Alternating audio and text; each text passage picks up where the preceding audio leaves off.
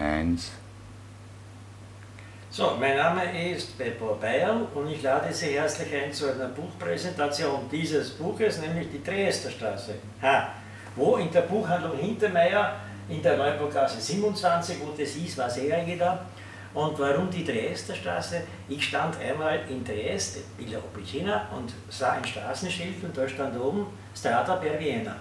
Und wie jeder weiß, die Triester-Straßen fängt im Wiener Manstersdorfer Platz an. Und dort heißt sie Strada per Vienna, also Wiener Straße, und hier heißt sie Triester-Straße.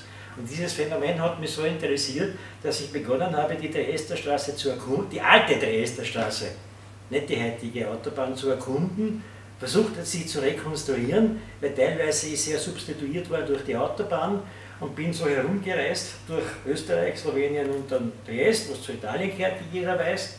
Das Ganze hat ungefähr 2 Jahre gebraucht, weil ich ja nicht andauernd unterwegs gewesen bin.